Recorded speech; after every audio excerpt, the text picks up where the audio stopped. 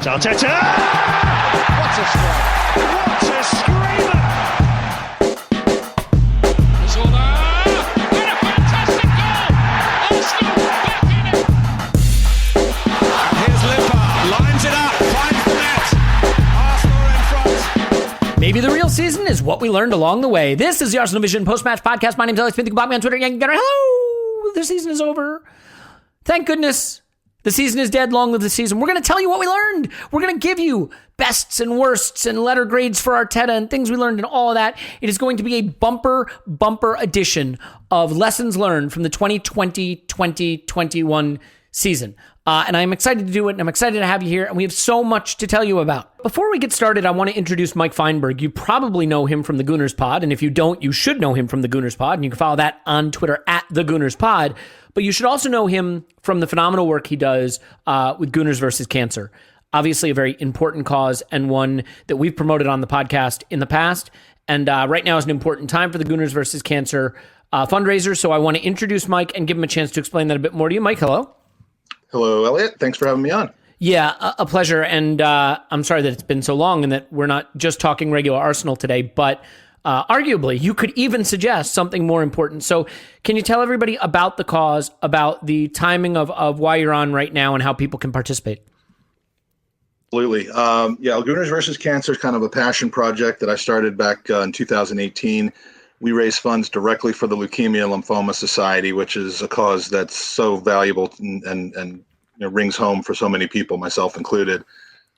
Last year, we had a modest goal with the pandemic going on to try to kind of meet the previous year's total fundraiser of $15,000. And I just didn't think it would happen because of the pandemic, people being locked down. But with the help of people like yourself, putting us on your podcast, getting the word out, amazing, generous Gooners around the world, we raised over $21,000 in a 3-month campaign. So just absolutely phenomenal participation from the family of Gooners. So we're doing it again this season, and we're starting early. So the reason that we're talking about this in May is because we have the Gooner raffle returning with amazing prizes like signed kits, not signed by me, of course, signed by you. Thank goodness. and actual Arsenal players, first team legends, those sort of things. You can see them on the website, which is goonersvcancer.com. We're going to be doing that again, but if you donate prior to the end of May, so when the clock strikes June 1st, this part is over, you're also going to get entered into a early bird special, which sounds like a meal that you start at 4 o'clock in the afternoon in Florida. But the early bird special is a specific drawing for a first team signed kit from this year. So you get a kit with the men's first team signed it, just as a commemoration of the amazing season that Arsenal's had, all the honors. You can have that hanging on your wall, or you can wear it, or you can use it for whatever you want to use it. But it's a pretty cool thing to have. And if you donate before May 31st or on May 31st, you're entered in that. So we hope to get a lot of great donations. We're already well on the way to our goals for 2022. Even though it's only 2021, I gotta get the year straight. But yeah, that's what we got going on, and I just appreciate you giving us the opportunity to talk about it. No, it's great. It's such a great cause that you have been passionately supporting, and again, it's goonersvcancer.com, right? Yep, you can get all the details of what's going on there, and you can donate directly to the Leukemia Lymphoma Society. And once again, if you want to be entered in any of the raffles and that stuff, it's May 31st is the last day to participate, right? For the team signed shirt. And your donation will also get you entered into the raffle later this summer, but it'll additionally get you into the shirt for awesome. May. Well, again, I mean, Mike has to come on again at some point to talk Arsenal, but this is, as I mentioned, more important. I do hope that you will check out his podcast, The Gooners Pod, which you probably heard already and can follow on Twitter at The Gooners Pod. But most importantly, and I hope Mike doesn't mind me saying so, please go to goonersvcancer.com and get involved and support the cause. It's a great one. Mike, we'll definitely have you on again. We'll definitely be seeing you in person this summer, as we've been alluding to, and chatting online, all kinds of nonsense. So thanks for coming on. Love it. Thank you, Elliot. All right, it's Gooners v Cancer. Go there. Please participate. Please support the cause. We'll come back. We'll do the season review with the whole gang. Stay with us.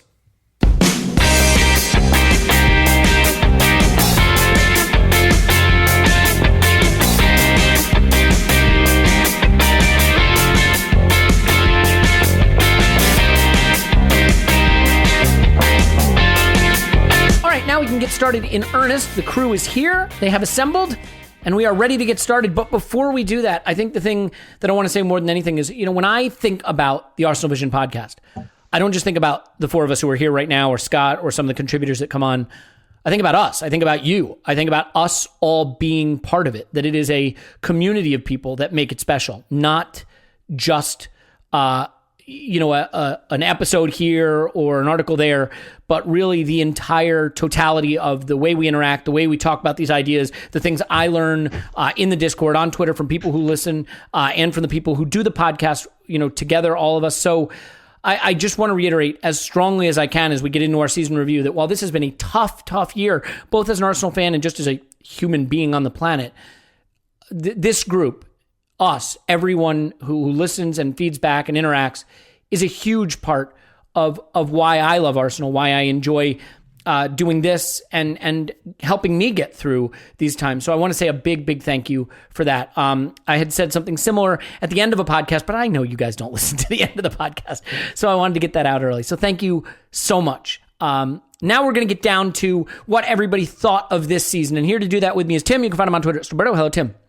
Hello there. And Paul, you can find him on Twitter at Pause With My Pants. Hello, Pause.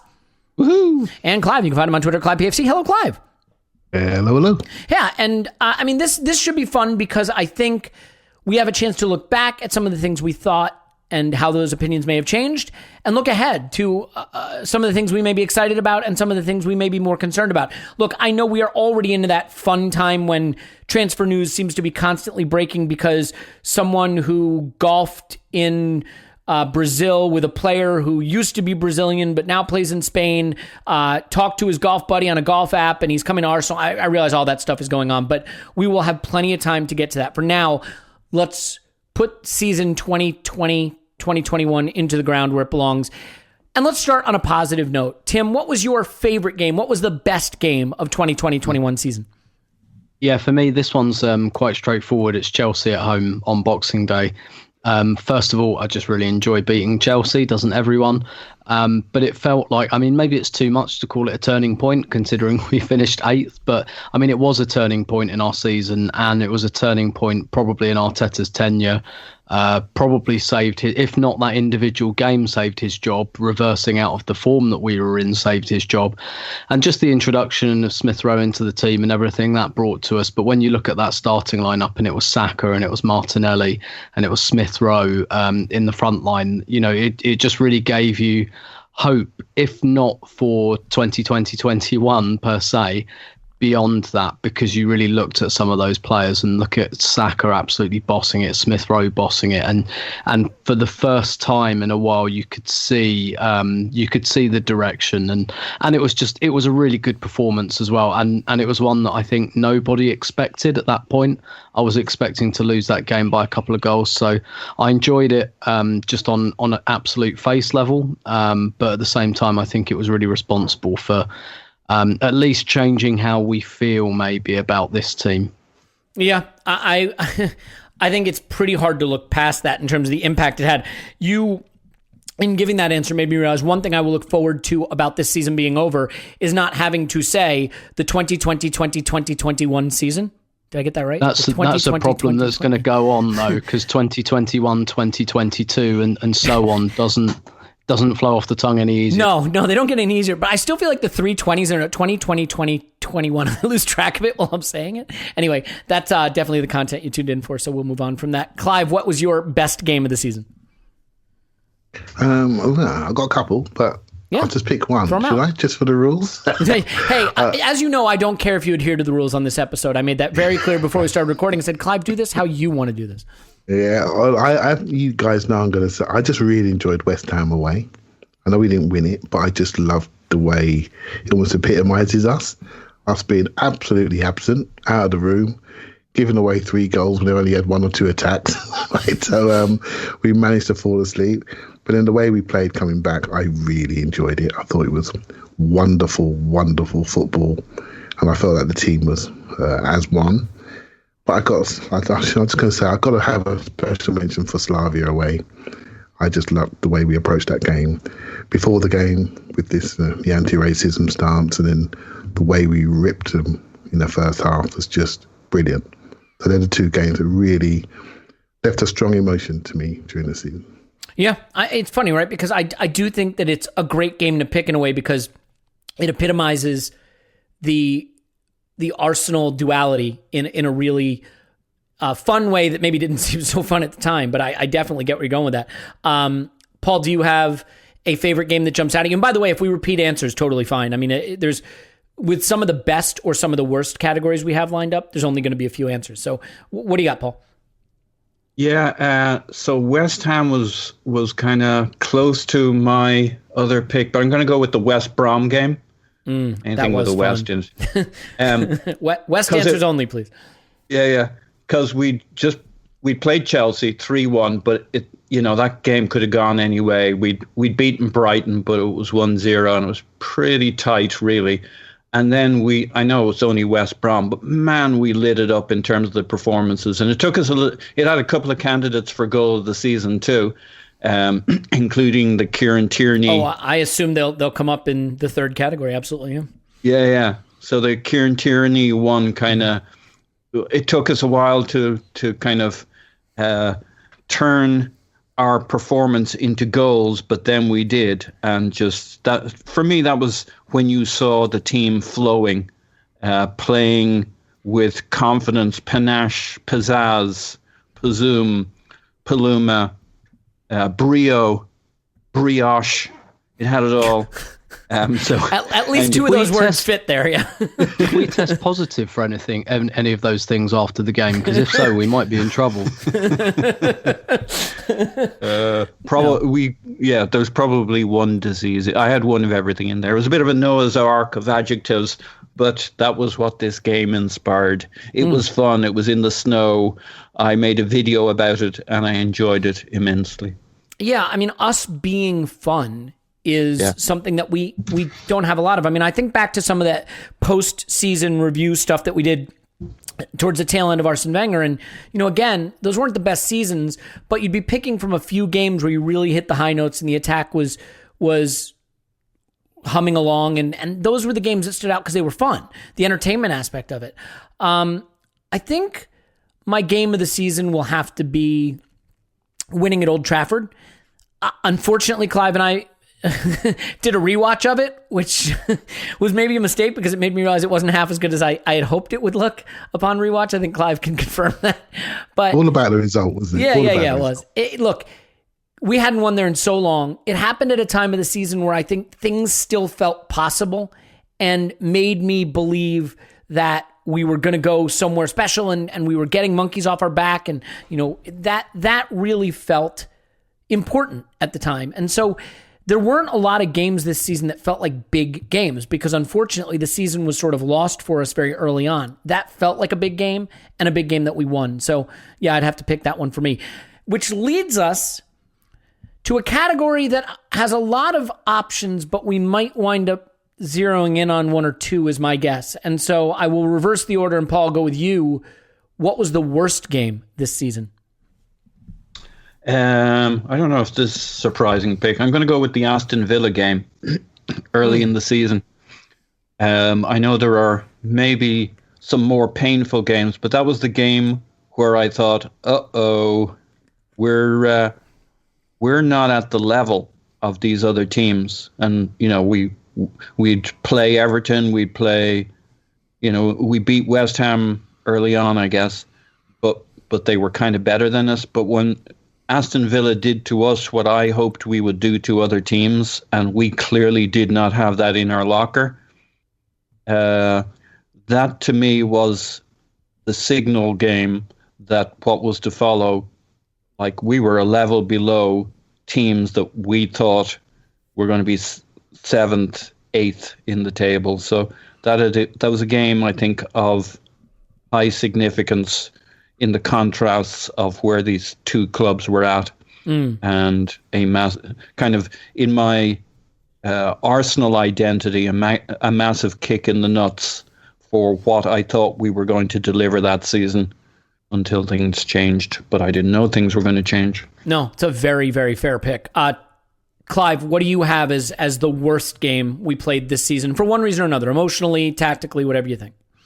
Oh, well, Here we come to the Yellow Submarine game. There it is. I'm not sure whether to go for the.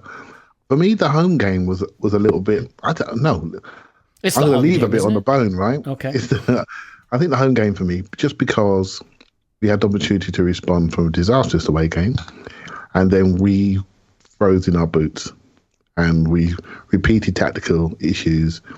And although I agree with Paul about the Villa game, we got slapped in that game. It was in a we can recover from this part of the season type game. Do you know what I mean? They was a slap in the face about where we actually were. The Villarreal game, there was no room to recover. It was a referendum game on who we are, really, truly referendum game on the manager, basically. I think over the two games, there were some mistakes, which we have discussed. So Villarreal, that hurts me. And it didn't get better watching the Europa League final last night. It didn't get better. The wastage of those two games should linger amongst Arsenal people for a long time. Yeah, it's really painful. I mean, a path into the and watching United be meh made me really, really sad about what happened. I think it's the perfect game to pick, Clive, because it incorporates a little bit of everything. Feeling like players didn't turn up, froze in the big moment, feeling like the manager maybe didn't have the answers, wasn't convinced of his answers, just a tame performance under the most critical pressure of the season. Let's take a little break out of our season review, though, to linger on the Europa League just for a second since we're here, and I had a sense this would come up, so this is a perfect time to do it. Clive, what's your enduring feeling about the Europa League final? Because absolutely hilarious for me. Like, loved it. Loved David De Gea not saving a single penalty and then missing his. Love United not winning it. I feel good for Villarreal. Watching Santi Cazorla get thrown up in the air is good. What I am struggling with is the people that want to make it a Unai Emery redemption tour kind of thing and retcon what his history was with us. That doesn't sit great with me. What's your enduring response to the Europa League final? I think I've been quite consistent on Emery. I think he's a decent guy. He was at the wrong club for him, and that's it really. And he struggled at our club. It wasn't through lack of effort. He probably tried too much, actually, and he just didn't quite gel with us. But I always respect him as a coach. I didn't think he was a bad coach, and you've heard me say it a million times, right? But he was a bad fit. So I just can't get away from looking at that game, watching two average teams, and watching us in much better health and fitness and confidence now compared to where we were on Villarreal first game with all the injuries, and then we decided to make a tactical nightmare. I just couldn't think past that. But Emery is who he is, right? And he'll find his place. He's no fool, but he wasn't right for Arsenal Football Club. When we moved on from Wenger, we needed somebody who would manage our board. We needed a right dog. We needed a guy who was happy to be here. We needed somebody we should be happy to have. We needed somebody like Conte. That's what I wanted at the time. Somebody who's going to say, right, you lot, you're crap. Give me some money and let's get it on. But we had a guy that really bought into the model, bought into everything we were, and it wasn't what we needed.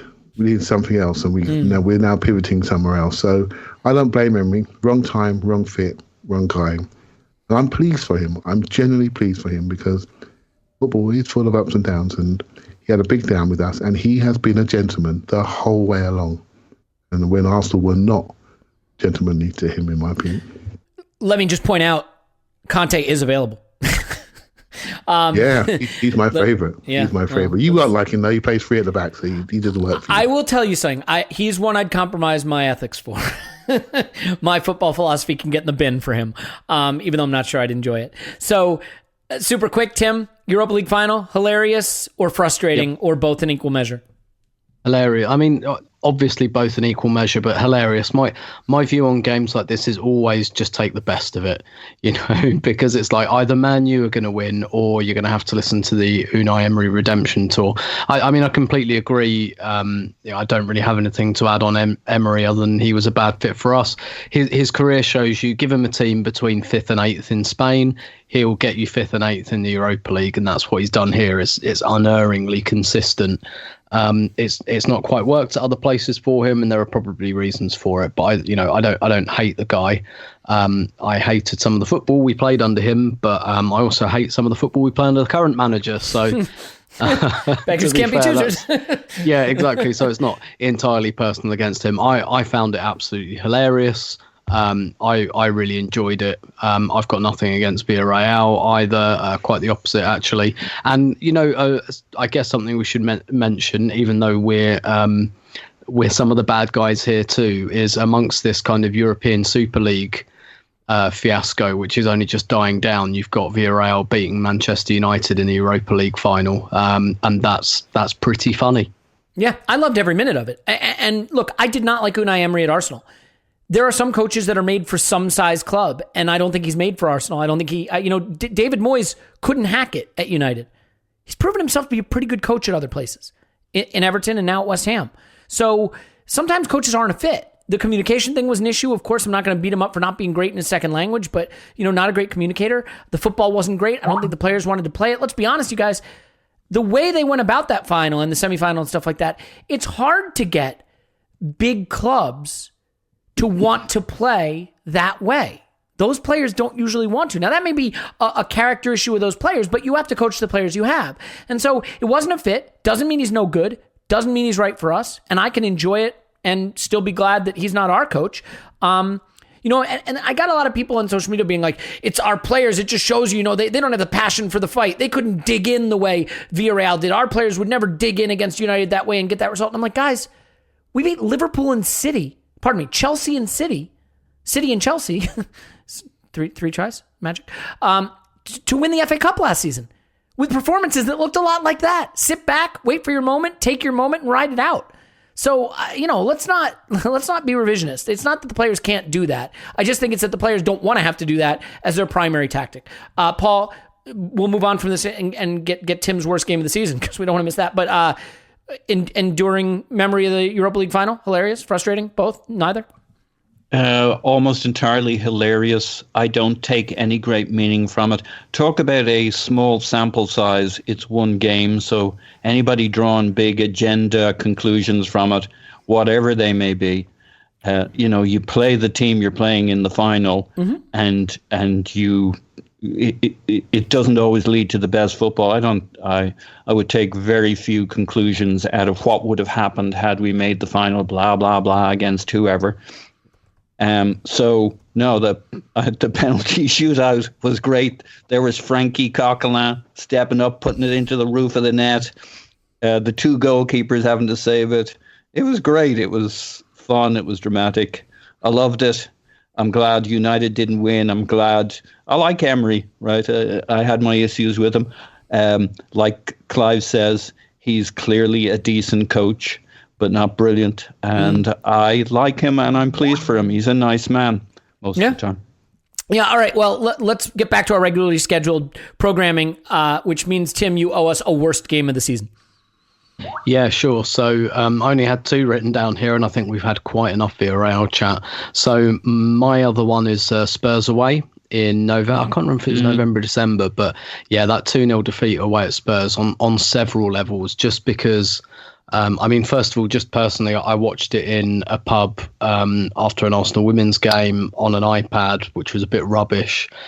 And it was the mixture of predictability of it.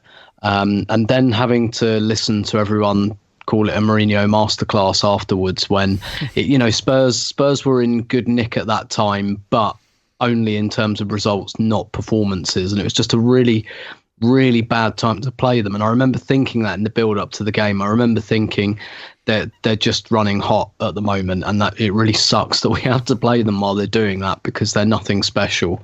And remember, I think they were 2nd or 3rd in the league at this point, and they were on this really good run, and that really grated. And then obviously we were stupid and allowed them to play exactly as the entire world knew they were going to play with the goals they scored. And our response to it was just to wallop loads of crosses aimlessly into the box, and then listen to Arteta talk about how it's pure maths, that if you keep doing that, you'll score. And I lost a big chunk of my faith in Arteta, just with this game, but with that explanation afterwards, I thought, oh wow, this guy's actually talking shit. Like he either believes that, in which case, wow, or else he doesn't, and he's just kind of lying, in which case, wow. And yeah, that game scarred me a little bit, to be honest. And losing to Spurs is always terrible, even if you take all the other context out of it. Yeah. And ultimately as well, it cost us European football, and however much you care about that, and it cost us the chance to finish above Spurs. Yeah. I mean, there were plenty of results along the way that could be characterized as having done that, but I think that's a fair one. So I would have picked the Villarreal second leg. Having been picked, I'll go another direction. I certainly think either Burnley game would be a good one. You don't really want to lose to them twice if you can avoid it. I guess the one I'll pick is kind of a harsh one because it wound up being fine. But I think it's the Slavia Prague. Was it the home leg? 1-1, first leg? Where everybody was saying, oh, they'll press you, they'll get in your face, just play the runners, you can get in behind. And we didn't do that. I think we started Willian. We didn't have any runners in behind. I think we started Lacazette. Did we only lose once to Burnley? We drew Burnley once and lost once? Yeah, we drew away. Sorry. Yeah, was the draw the one where Xhaka kicked it in our own net? Correct. Yeah, okay. So it felt like a loss. Can we agree on that? Yes. But yeah, okay. Moral of the story is, yeah, Slavia Prague draw because they were really shit. I realized we wound up having a phenomenal second leg performance where we blew them away and it was easy, but I was nervous we were going to crash out there. It felt like a really dismal performance in the context of a period where we were making that much vaunted turnaround. And it also, talking about Tim's denting your confidence in the coach thing, it had me concerned because it seemed so tactically out of step with what we knew they would do and what we needed to do to get at them. We didn't have the runners in behind. I didn't think it was a great performance. And I know there was some debate that we had on the podcast about the quality of that performance and some of the things we may have tried to do. But all in all, I just felt really disappointed by what we saw. It wound up not mattering, but it came at a time when I think a lot of us were trying to really rehabilitate our faith in the manager. There was reason for it, cause for optimism. Europa League was the big hope left in the season. And there we go, first leg against a really bad team and just did not exploit their weaknesses, which everybody sort of saw coming. So that was a pretty frustrating one for me. How about a fun one? Goal of the season. I am terrible at this because I can never remember this stuff, but we'll bounce around a little bit. Tim, there's one that's really easy. I'm going to give you the first chance to pick it if you want it. Goal of the season, was that? Sorry. Yes, it was. Yeah. So my goal of the season is definitely Tierney at West Brom, and I'll explain exactly why. Please do. The reason I'm picking Tierney at West Brom is because Arsenal have scored, I've said this loads of times, but Arsenal have scored loads of nicely constructed goals that you can see on the training ground, and that's great. Like, you've got to do that. You've got to have patterns of play and things like that. What I loved about this goal is it wasn't like, nobody can convince me or should try to convince me that the plan was, why doesn't Tierney cut in on his right foot and smash it? It was instinctive. It was off the cuff. At a time when we really needed it, when we really had West Brom under pressure, but we couldn't quite break them down, and that breaks the whole game open. But the other thing I like about it is that he hasn't tried it again, which sounds like a really counterintuitive thing to say, but it's Tierney recognised at that moment, this is a time to shoot. Like, this is sitting nicely, this is the right moment, we've got them under pressure. Like, he picked his moment, and then he didn't try to do it again because, quite frankly, it probably won't go in again.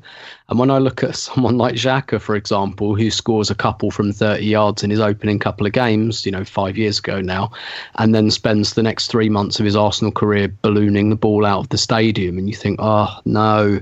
Like, did you honestly just think that those were going to go in every time?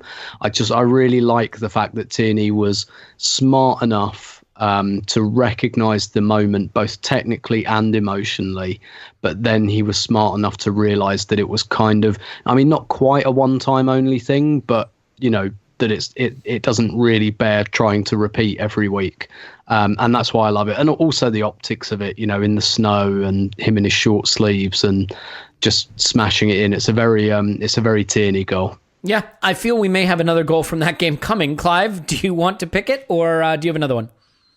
No. I like Pepe goals, basically. All the Pepe goals, yeah. Yeah, I think his goals are just like, you can barely see them coming. Double nutmeg at Wolves, love that. Right foot, into the side netting. The West Brom home goal, I mean, there's so many. So the West Brom goal recently, I really like, top corner. The side foot through nutmeg finish the other day into the side netting. I truly believe we've got a special finisher at the club, really do. And his goals are the ones that these are sort of goals in the stadium, with a full stadium. You only talk about one thing in the pub.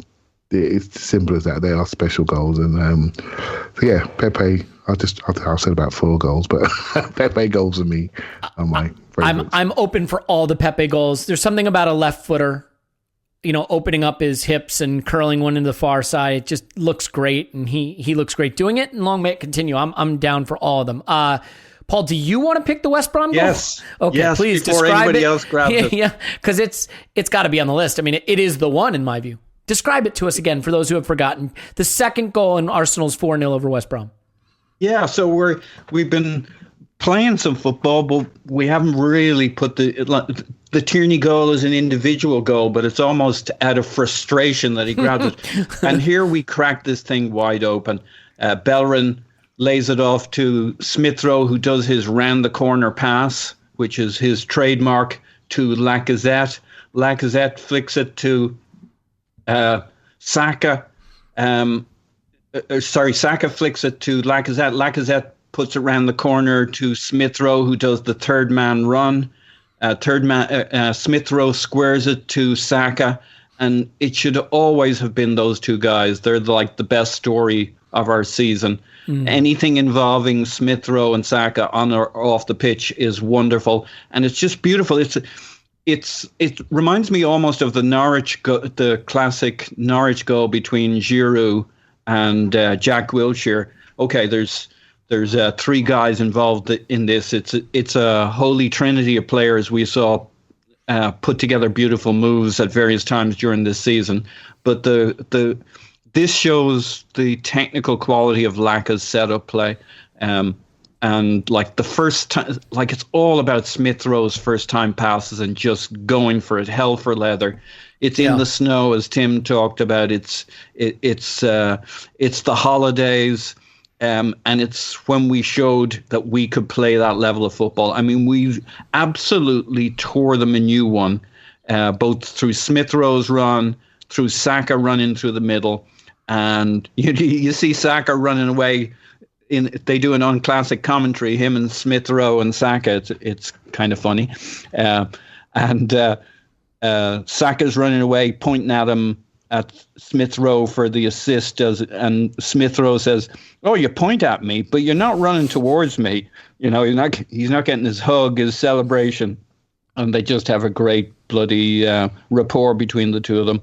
It's beautiful. It's a beautiful moment. Yep. Arsenal Column on Twitter did a great breakdown of the goal and the importance of Smith-Rowe continuing his run and how it was the kind of thing we missed from before he was integrated into the team. So worth looking at that. It's a fantastic goal, which leaves me to pick one. And of course, I'm going to pick a crap one. It's not a great goal, but I think it's the goal I may have celebrated the most. And that is Pierre-Emerick Aubameyang, 87th minute, home to Benfica. A game that could very easily have been the worst game on the list. You could pick the first leg of that tie, to be fair. We were 23 minutes away from crashing out in the round of 16. Would not have been good after crashing out in the round of 32 the season before. Actually, was that the round of 32? It was, wasn't it? Did we have Olympiacos first or Benfica? So, for those of you who don't remember, it was 2-1 to Benfica. We needed 2 goals to go through. We got one from Tierney, who did sort of the Bukayo Saka, no, screw this, we're not letting this happen. He takes the brilliant Willian pass that Paul's never let us forget and cuts inside and scores beautifully. But then 87th minute, Saka curls one in the back post. Aubameyang heads home. We were 3 minutes away from crashing out. A goal that I celebrated because it was already a point in the season. I mean, it was the round of 32. Unbelievable. February 25th, season already felt pretty dead, but this felt like all that was left. And to lose it in the round of 32, I mean, I do wonder if Arteta could have survived if we had crashed out then, given what had gone before. But Aubameyang gets to the back stick, heads home, 3-2 Arsenal, celebrated it wildly, and really, really love that one. So that's my goal of the season. Let's do some player stuff before we get into the pundit staring at our navel stuff. So how about player of the season? And Clive, I'll let you go first because I think there's one that's going to be a fairly unanimous selection, but it is interesting. Arsenal posted who's your player of the season, and I think they listed 5 players, and only one of them had played more than 26 games this season. So it gives you an idea of the lack of consistency or clear excellence that we had. But I feel you may pick the one that a lot of people want to. So Clive, who is your player of the season? Well, I was going to pick Danny Ceballos, but I will pick Bukayo Saka. I will pick. Yeah, how much are you looking forward to not having to analyze Danny Ceballos anymore, or deal with people praising him? Analyze him politely because I can see him. I know. Anyway, Bukayo Saka, the guy with the rucksack with all our players in it, because he's been carrying them for most of the year. So outstanding. And I can't help but look at him, but worry. I don't know why. I just worry what we're doing to him. That's my first emotion that comes up. His talent's easy at spots. He's easy to analyze, right? What he does to people. I do love his ability to fight his man, whether he's big, small, doesn't matter. I'm turning around, I'm going for you. I'm taking it behind you. What are you going to do? You're going to stop me? You better stop me, because if you don't stop me, I'm going to put a pass on. It's going to lead to a goal-scoring chance. I love his competitive edge. I was talking the other day, I think we've lost that massively in our players. We've lost the ability to want to go man on man and really take it at people. And he does that, and he does that at times when everyone else is shying away and playing square passes. So his ability is obvious. His tactical ability across multiple positions is unsurpassed. His ability to execute in any spaces on the pitch is unbelievable.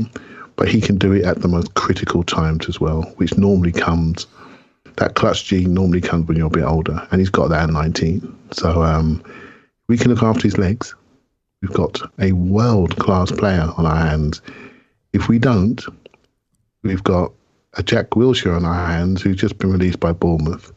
We can't let that happen. We must not let that happen. So that's my worry. But let's just enjoy him, right? So I'm sure you all agree he is the pearl. He is the one. We sometimes are guilty of only remembering the last thing we saw, and I think it's fair to say Saka faded slightly towards the end of the season, but 3,400 minutes into an 18/19-year-old, it's too much. 2,553 Premier League minutes, pipped at the post by Rob Holding, who beat him by 5 minutes of outfield players. Leno obviously had the most Premier League minutes, and just ahead of Granit Xhaka by about half an hour. So a player who's incredibly durable, played a lot, and look, it is a case of being extremely excellent for most of the season and probably just needing a rest towards the end. And I can't wait to see the start he gets off to next season. But yeah, I think an easy choice. But Tim, do you have a different one? Or if you'd like to pick the same one, please do. No, yeah, definitely. I think Bukayo Saka is really the only candidate. Maybe Tierney, but Tierney had a couple of injuries, and I don't think Tierney was quite as great in the 3-4-3 at the beginning of the season. I think he came alive a bit more in the 4. For me, it's Saka because he is the only player who has not played badly at any point this season or been injured at any point this season. And that's really critical when you're thinking about player of the season. He has been good to excellent all the way through. Like you said, probably dropped off a bit at the end, but we're talking drop off by his standards. He was still at least good. I can't think of a game where he was actively bad. So he's been consistently either excellent, really good, and at his absolute worst, good. And he's the only player that can say that, quite frankly. So for me, it's Saka and nobody else is in the question. Yeah, I think that's entirely fair interpretation. I might try to pick someone different for the embrace debate aspect of it, but I think he's the clear player. What about you, Paul? Do you want to embrace debate, or do you want to just pick him too? He would be my pick, but I think Tierney was really close. The only reason it wouldn't be that Tierney kind of falls away in that debate because of how important he is for the team is the other factor. I think if we don't have Saka, we have other players who can kind of do what he does to a level. And when we lose Tierney, it's almost like we lose both wings from a fullback standpoint, and his leadership and his maturity, which Saka will have in a year or two. Maybe the injuries thing takes away his contribution within a season. I thought I would have been 50-50 on Tierney versus Saka if Tierney had had the full season. I am struggling to come up with anybody else then that I can pick. Look, it's player of the season. It's not someone who impressed you. It's player of the season. And for that, it probably has to be Bukayo Saka. If I'm going to pick anyone else for the sake of it, I will say Emma Smith-Rowe. Emma Smith-Rowe is a player of the season for me in the sense that we were no good without him. And we were actually quite good with him. And there wasn't a lot of in between. Even after we became quite good, when he didn't play, we regressed. He has an ability to move without the ball that was really absent from any of the other players we used. I think Odegaard did a bit of it, but maybe not to the same extent. He makes daring runs. He's quick to distribute. He has the kind of energy and technique and touch and tempo that we used to associate with Arsenal and do less and less. I think you could ding him for only playing half the season, but you could say the half the season he didn't play shouldn't count because what we did wasn't football. I look, it's Saka, of course, but in the embrace debate spirit, I think you could pick Smith-Rowe and point to the fact that he was fantastic and without him, we weren't. And to show you how valuable he already is and how much the manager already thinks of him, the false 9 away at Villarreal thing was a disaster and a thing Arteta shouldn't have done. But to have that kind of faith in a 20-year-old who's only come into the team a few months earlier, I think shows you what the manager thinks of the player. So something to think about there. All right, I've got a fun one. I think let's not go with worst. Let's go with most disappointing player, non-Willian division. Okay? So non-Willian division, most disappointing player. Paul, who is your most disappointing player, non-Willian division? I'm going to go with Danny Ceballos. Yeah. Clive is going to be furious. Yeah, well, screw him. I got there first. And I think it's more appropriate than that it's me than Clive. Yeah, Clive's done much more bitching about him. But I believed in him more to begin with. Me too. He's let me down. He hasn't let Clive down, but he's let me down. I've invested a certain amount of capital in the guy. I mean, I still think he's got skills and he's a good player, but he's not a good player in the Premier League. And for us and for our setup, maybe in a 3-man midfield, but even that, you have issues with him. There are small players who are really good. Santi Cazorla played in a similar area of the pitch and was really good. He wasn't that much faster, but he was fast with the ball in a way that Danny almost is. Danny's a pretty good player, but he's been very disappointing this year, apart from on a couple of occasions, which gives you hope. But, I invested quite a bit of time in understanding his game. I thought he would contribute more. He came into this season kind of on a high with us. We all wanted him back this summer, I think. He'd ended last year strong. This seemed like a real positive in the end. A different player could have added something more to us. So it's a shame. I kind of like him. I don't know that he's the nicest person on the planet. I don't know that he isn't. But I do kind of like him. I like him as a footballer. It hasn't panned out. And I guess he's off back to Spain. Yeah. I think it's good that you picked him because you had him in your preseason predictions as our player of the season. So did I? You did.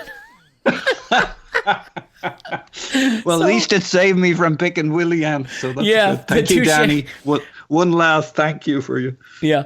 Okay. So, Clive, who is your most disappointing player? I think there's really only one answer here other than Danny Ceballos, but fire away. Yeah. So with Dane Ceballos, it wasn't most disappointing for me because I didn't have a super high opinion. Okay. And I will also say on occasion he's been massively misused. When a player shows you his face, you must see it and use him differently. So I felt he was let down on occasion. There are certain things he just cannot do, so don't expose them. So for me, the biggest disappointment is the one I didn't see coming. And I just assumed we were going to get 20 goals, and that's Aubameyang. Yep. I think, there are players that we like and don't like, as all of us and everyone listening. But I like this guy, and he's been consistent for years. And he just does things. He does things, and he scores 20 goals. That's it. And he hasn't done. And while he hasn't done, he's not been able to bring anything else of himself to the game. And as the captain of the club, the highest paid player in the club now, I think that's been quite damaging. I don't think it's all his fault. There were circumstances, but I have less excuses for a 31-year-old who's done a few laps than I do for a youngster, or someone like Dani Ceballos who's finding his way in the league, etc. 23, 24. Disappointing and surprising. And the goals we missed are the goals we needed for us to be a European team. And I'm not saying he missed loads of chances. I just didn't think he did enough of what Aubameyang normally does for any team he plays for. And there was a period when we couldn't get the ball to him, so I excused him. There was a period when he had some issues off the pitch. I excused him. There was a period when we were quite good. He didn't really do much then. Had a little run at centre forward, did fine. Then messed up pre-Spurs. Did we need to do it? Then got malaria. End of season comes. We're 10 goals short from where we need to be. I'm not saying it's all his fault, but I expected more output from him, which is a real surprise and a shame. And I'm so hoping he can get his weight back on, get his physicality back, enjoy the rest, enjoy his family, and then come back next year and show everybody that was just a blip.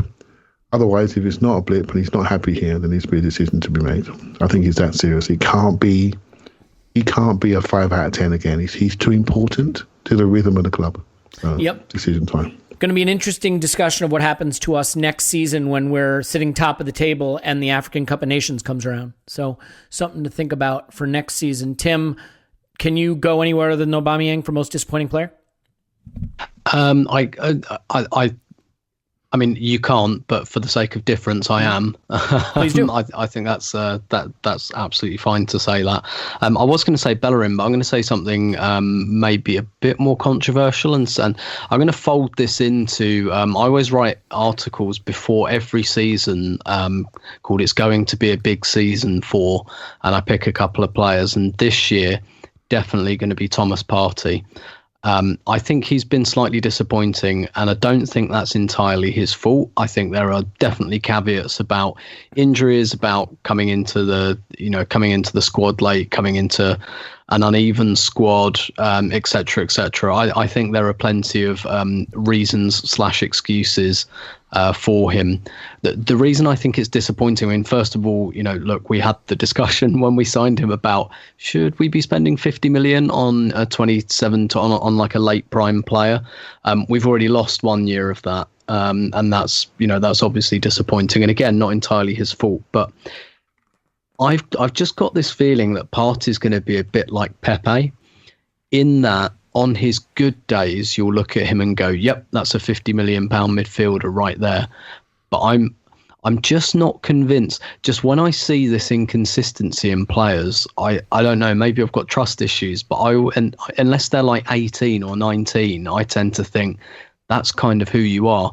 And the vibe I'm getting off Thomas Partey is all of those, all of those conversations like, I wonder what Abu Diaby could have been.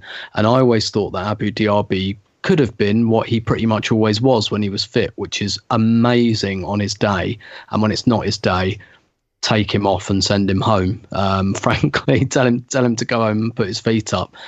And Partey has a lot of rough edges to his game I wouldn't expect from a 27-year-old who's played under Diego Simeone, and so I'm really I'm not anxious so much about this player, maybe slightly, but I'm really curious about what next season brings, and I'm really curious about how much those rough edges that I saw and that inconsistency was down to things like settling in, injuries, etc., etc. I'm quite fascinated by this player, but I do think that he's been disappointing just because on his good days he's so good, and I want to see that all the time.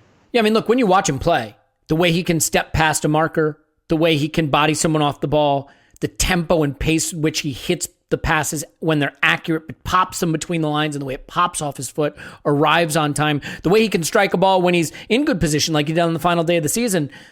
There's a lot more to come from him, but to your point, to be worth what we paid at his absolute prime playing age, it has to be consistent. I saw enough from him to be super excited about the season to come, and still to be able to say his first campaign was a little hit and miss for, as you said, a variety of reasons, many of which are not on him. I think it's incumbent upon the club to find a partner in midfield this summer that lets him play in the zones he's more comfortable with, and someone who will complement what he does. Although I think when he played in the 4-2-3-1 second half of the season with Xhaka, we did see more consistent, exceptional performances from him. We just didn't get to see that enough. So I think it is totally fair, while accepting that the ceiling that is there, if you've got the bingo card, you can take a drink, is still exciting. So let's see. We got you, Paul, to pick a disappointing player, correct? Danny. Yeah, you picked Danny.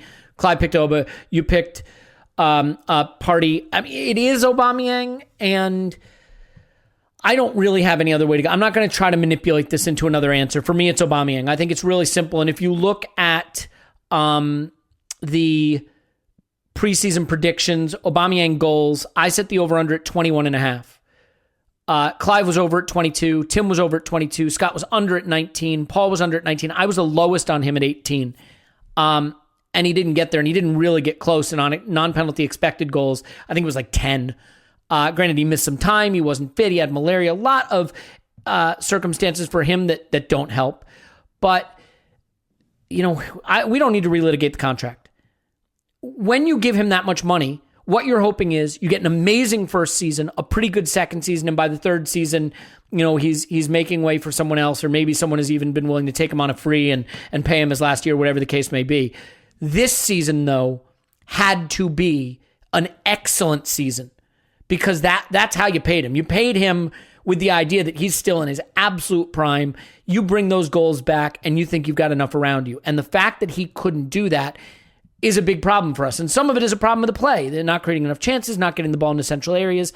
You can never point to a player and say the player is exclusively at fault for the season they had. But it is a disappointing season from a guy that we think of as one of the elite strikers in Europe and paid that way.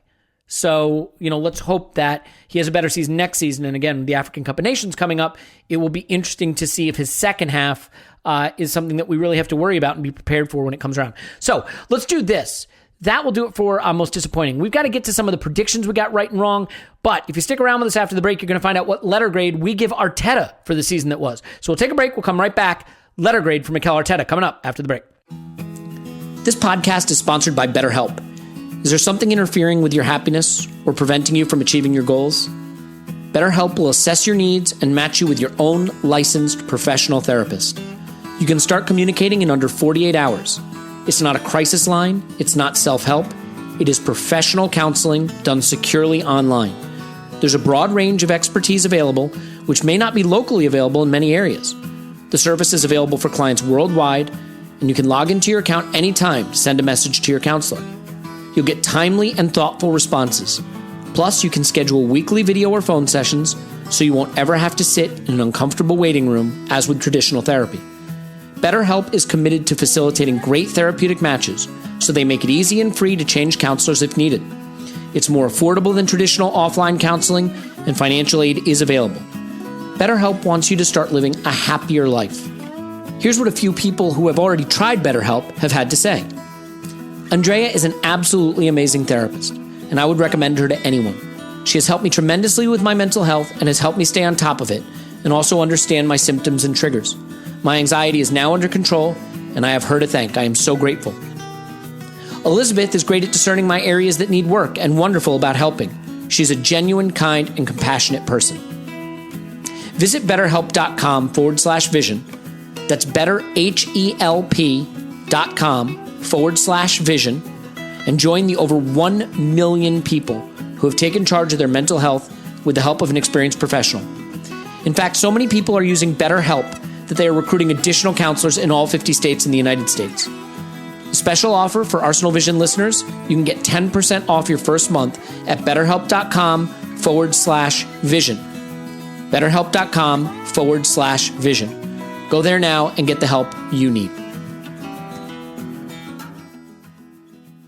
All right, we're back. It's time to sort of get to more of the analytical part of this podcast. And what I mean by that is we're going to talk about things we got right, things we got wrong, our biggest surprises, lessons we learned. But I do want to bring Mikel Arteta into the conversation. I think it's important. So, Tim, how about we start with you? Using the American letter grade system, you can use pluses and minuses as well. Obviously, A through F. And in America, I think D is technically a passing grade, but F is failing. It depends on the school you went to, I guess. Anyway, I think people can figure it out. What letter grade would you give Mikel Arteta and why? I'd say D. In England, that's not a passing grade. Okay. C is the lowest passing grade. Okay. But yeah, I'd say D. I'm open to an argument that he should get anything higher than that. I think it's been a poor season, right? We finished 8th in the league again. And to be frank, that's kind of the highest we were at any point as well. So like we finished at our kind of apex, really. We were 15th for a while, but really we were around 10th, 11th, 9th for most of the season and got to 8th with a 5-game winning streak. Europa League, look, it's a cup competition and sometimes cup competitions go for you and sometimes they don't. But the Villarreal semi-final, the way we lost that was largely down to the manager, I think. And injuries didn't help, but I take your point absolutely. Yeah. And I was going to say that international break in March really ruined us, actually. It has to be said. And he does kind of have my sympathy there. He has my sympathy because this is... Weren't we at full fitness going that? Weren't we all talking about like every Arsenal player is fit and available? Yeah, and then it's like Ødegaard, Tierney and Aubameyang all pick up various ailments. And you think, okay, that's right after, right? Exactly. And you think, yeah, that's pretty much as bad as it could have got for us. Stole your thunder. Lacazette and Louise as well on top of that. Yeah, exactly. But nevertheless, I just think there have been a lot of mistakes, which you'd probably expect from a novice manager. But I guess, let me put it simply, I don't really see I see improvement in some areas, but overall, I don't see improvement on like what Unai Emery left behind, to be honest. And Unai Emery got sacked, so yeah. I mean, look, there are a lot of people that will point to all the things that got better and should qualify this. But I want to be clear about something about the letter grade for the season. My understanding of grading is C is bang average. So at a C, if you want to analogize it to golf, a C would be like par. So if you're going to give him anything better than a C, you're saying this season he did better than sort of expectations or par. Anything below a C is worse. So like, I almost feel like that's the ceiling of the grade you can give him, because if you want to give him like a B, you're basically saying, oh, he really outperformed what we could do this season. And I think at that point you're in tenuous ground, even if you want to praise the improvement post-Boxing Day, which, if you want to go on Patreon and listen to the analytics season review episode, they have a particular viewpoint on that again, you could totally disagree with. I just let you know it's out there. So, Paul, what's your letter grade for Arteta this season? I'm going to go with the C-. Okay. I get that it's only about the season, not a portion of the season, but it does matter. Like, if he'd had a good 2/3 of the season at the start and ended badly, that's bad. That's worse than having a bad 14-game run, and then you can decide how you feel about the last 24 games, but I thought generally there were things to be hopeful about. There's a lot of extenuating circumstances for Arteta, and we know what they were, but I think one of the things we know happened that we don't give enough understanding to was the funk caused by those the bad elements in the squad that were there for too long. And they may not be individually bad people, but apples do spoil. And leading into the January window with a bunch of people. It wasn't just 3 or 4 people we got rid of. It was the other people who didn't know if they were staying or going. There's probably 7, 8, 9 players in that squad playing every day while we got worse and worse, while the manager's decision-making got worse and worse, I would say. That's about as toxic as you can get. And he did find a way to recover us from that. And I think we are now, squad-wise, we've solved one of the major humps that nobody else had dealt with. And, maybe this was the time it had to be dealt with. But it wasn't dealt with under Emery. I'm not saying that's his fault. And it wasn't dealt with before we lost Wenger. And it's gotten worse over time. And I think that is a major extenuating circumstance we can't evaluate fully from here. But I suspect it was at its worst at the time when we were struggling the most, and when the manager made some of was the least flexible in his response to how bad the season was going in November and December. He didn't come up with new answers. New answers, I think, arrived for him, and he leaned into them. And from there on, I think he did mostly quite good. So C-. I think he's starting to show what he can do as a coach. There's hope in there from how we've begun to play and the style of football.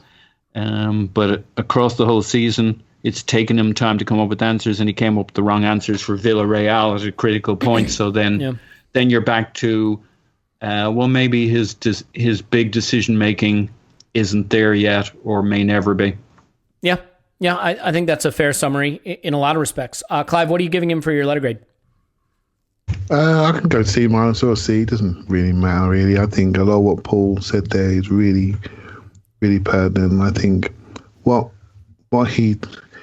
we can judge him on the stuff. I said this the other day, actually.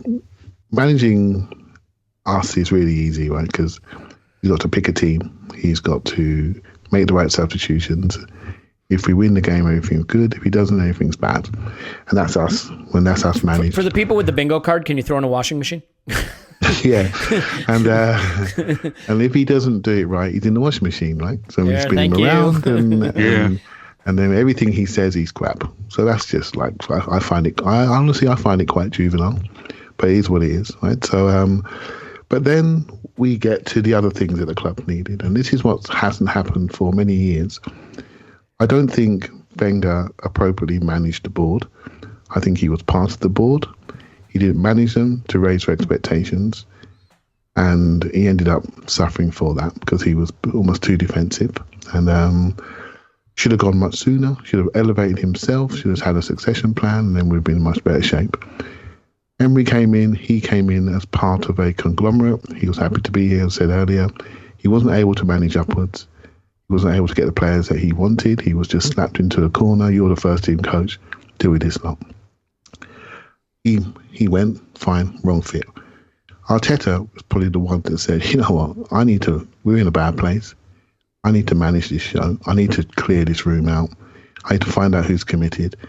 And he made some selections which were absolutely screaming, saying, why don't you pick him, why don't you pick him? And he held his ground, he held his ground. He got him out, paid him off. Things started to improve. There was a period before Christmas. I said it on here, I've never been so low about Arsenal in my whole life.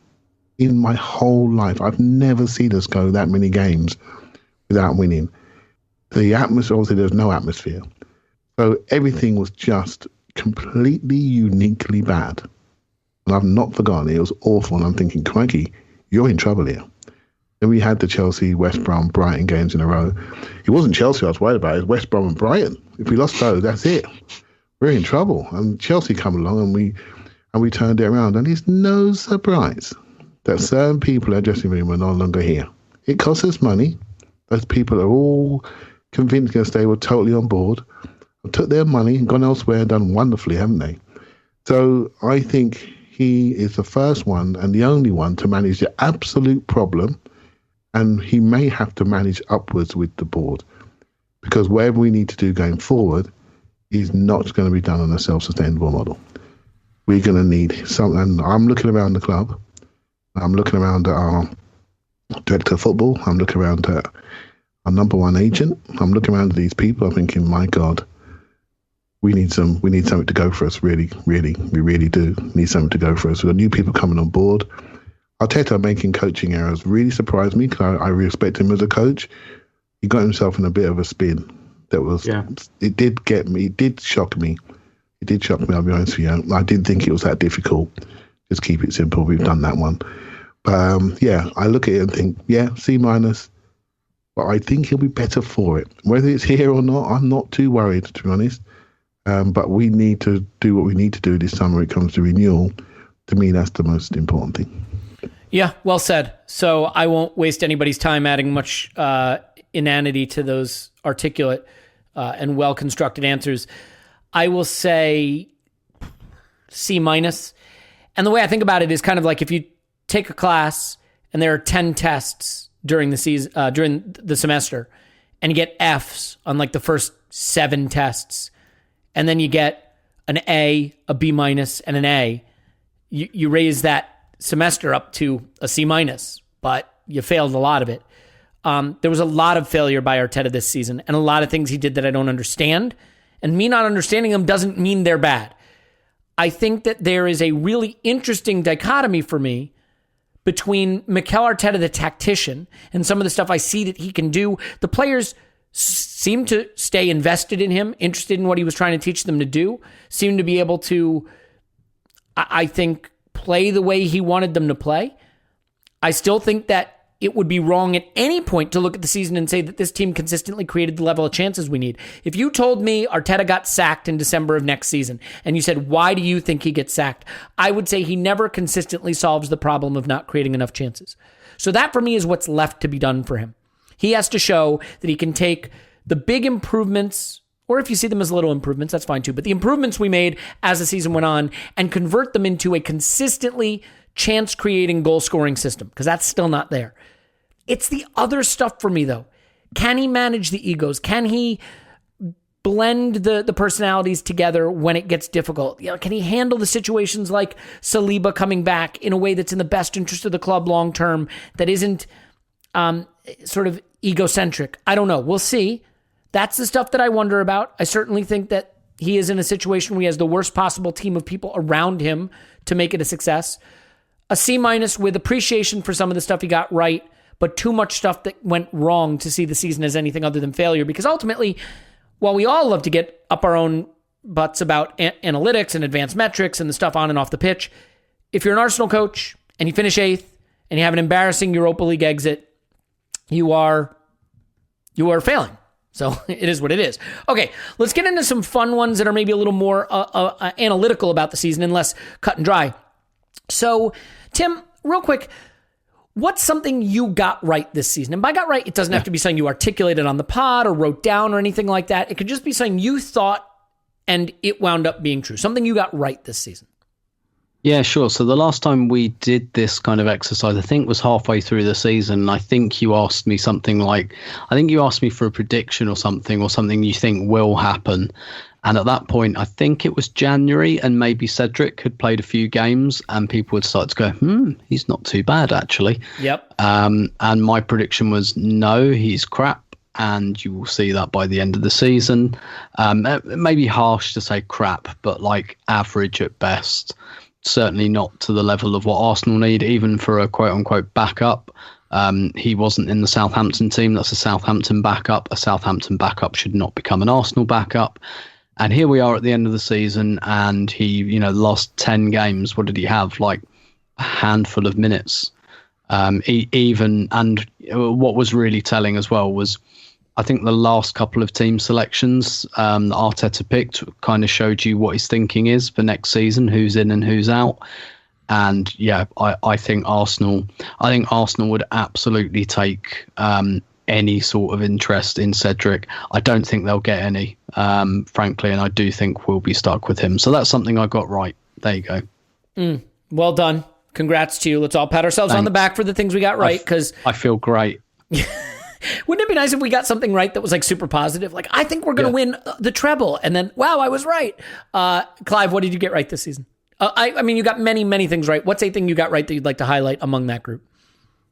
Should I pick a positive? I do. I don't want to do a negative one, but I think the right back position, as we're on it, I think Hector Bellerin's lack of suitability for the right back position for me was something that I regretfully had to highlight quite early on, and has been made to look fairly positive because a player like Callum Chambers has come in, someone else who I've criticised as a centre-back but quite liked as a right-back, has shown exactly how simple that role is to play if you play it aligned to the partner ahead of you. And it's been no surprise that since there's been those changes at right-back, our right winger has improved a hell of a lot. And I think it was just something that was hard for people to see because we all love him. We all love this guy. He's an Arsenal man, and you know, I really rate him really highly. And I think another player I think we overplayed as a youngster. We ruined him. We run his legs out. He's not the same player anymore, and he's not the same player physically. But for me, the thing that really stood out for me was tactically, and so that's a shame we're moving past that now. And I actually feel sad saying it because I really like him. I actually feel quite sad that the words coming out. Bloody hell. And it is a shame. It's something that you have to see. He was asked to stay on, and he stayed on the extra year because he's that sort of guy. I think he'll go this summer. A bit of me wish he did put himself first, not the club first, but he put us first, played the early minutes, and he's developed. The position has developed away from him, and so yeah, I was right about that one, but I almost regret saying that now. If you know what I mean. Nothing wrong with regretting being right about bad stuff. Paul, what did you get right? And again, a treasure trove of opportunity here for you, but just pick one. Like, it's very hard to pick anything that I just got straight up right and is significant. Not a lot. I feel a bit the same on the wrong stuff. I mean, player stuff, I guess I don't say a lot about Xhaka because he's doing better and I don't need it. But I'm glad that I saw something in Xhaka as a player and as a person that he's had the chance to show. Smith Rowe was one I called early on, but then again, no great brilliance there. Anybody who watches a bit of him, you know, Clive knew he was a player. Tim has him down as Ballon d'Or winner from 2 years ago in one of his tweets. So we've got baffling You had him as tweets. your breakout player. You predicted Smith Rowe breakout player this season before the season started. So you can definitely take credit for that. Yep. So did Tim, by the way. Yeah.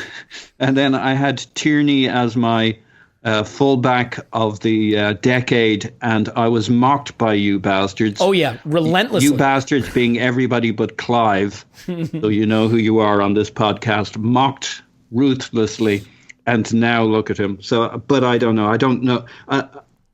I think prediction, like there's a prediction section. What these things show me is how bad I am at predicting things. Even the things I get right, I'm like, wow, I didn't get them right. The future is uncertain is one of the things that making predictions on a pod, it's hard to pick something big and be right about it. Just is. Yeah. Look, like, there are infinite possibilities. Only one of them comes true. Maybe there's a limited number of reasonably likely things. It's really hard to pick shit that actually happens. Well, you know, here's the problem, right? You can be right about like a score line. It's going to be 2-1 to the Arsenal.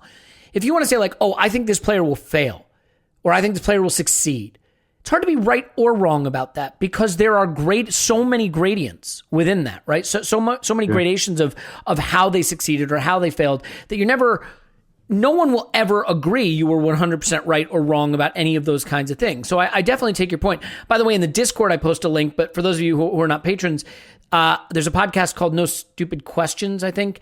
And they did a thing on how to be a good predictor and who makes good predictions and super predictors. And like one of the things they cite is not being emotionally invested in the outcome and not being certain of the prediction you're making. And like those are the two worst. I think I've worked out what my problem is there. Yeah, that's the problem, right? Like they're the worst things for us because we're super emotionally invested in what we're predicting, and you want to make really concrete predictions because, especially in sports, it lends itself to that because there isn't. Let's face it, it's not a lot of skin in the game. Nothing bad happens to you if you're wrong about sports. That's why we like it. You can invest a lot in it without it impacting whether your family thrives or your health is okay. Well, it can impact your health depending on the season you're having. But anyway, is that it though? You good on that point there? Yeah. Okay. I think for what I got right, and look, I think I get a lot wrong about tactics. I get a lot wrong about individual game analysis. It's not where I'm as strong, and you would think podcasting with Clive this much, I would get better at it, but no. I think where I tend to be a little stronger is some of the squad building stuff. And so if I had to pick the thing I got right, I think just more of my instincts about our summer business, specifically sort of like the Oba, Willian, Cedric type stuff, where I looked at this and I said, this doesn't feel like smart club stuff. I didn't want to give Oba the contract. The Willian move, the Cedric move, like those, they just didn't look right to me. And I think a year on, we can look at that and say, those are probably all three moves we would have preferred not to have done. So, and I don't think that was particularly genius to look at it that way. But I think as we try to be dispassionate about the club and analyze the club, absent some of the emotion, which is really hard, those were decisions that to me didn't look like particularly sharp moves. And I think I thought the Oba one was pretty much genius, mate, because I was sitting there waiting for Instagram to come out. No, to say about the contract, because at that time I was pretty worried. I think, he was tipped up and he was doing well, and the Instagram came out and I was really happy. And you were consistent on that. And Willian and Cedric, a little bit easier to spot, but Aubameyang, he's the franchise, right? And you put your head up, so fair play. Well, and to be fair, I think the reason that was a hard one for me is, again, and I don't think people necessarily understood this who have just come to the pod more recently, he's my absolute favorite player. Like when he came to Arsenal, I was thrilled. I loved him at Dortmund. I was thrilled he was at Arsenal. And I think we should have done it the summer we did Lacazette and not done Lacazette, another story. But so, yeah, none of that was with me saying, I don't rate him. I rate him immensely. But yeah, it didn't look right. So that's what we got right. Let's do things we got wrong. And I'll start. I got a lot wrong. I do get a lot wrong because I tend to have strong views in both directions. And so when they are right, they look very right because I was strong about them. But when they're wrong, they're pretty bad. I think one that I'll pick, though, because I was too strong on it, is Pablo Mari.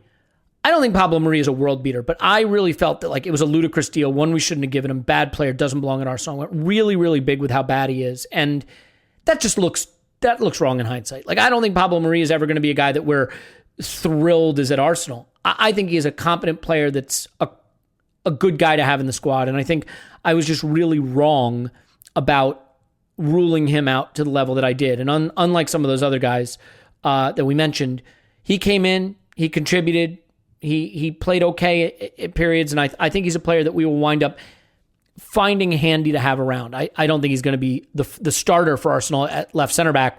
I think he's a useful guy, and so I owe him an apology, and that move an apology. I was definitely swayed by the sort of Kia links, and it looked a little shady to me. In retrospect, went way too big on Marie not being any good. So that's one I got wrong. Tim, what's something that you think you may have gotten wrong or definitely got wrong? Yeah, sure. Somewhere along the line. Mm-hmm.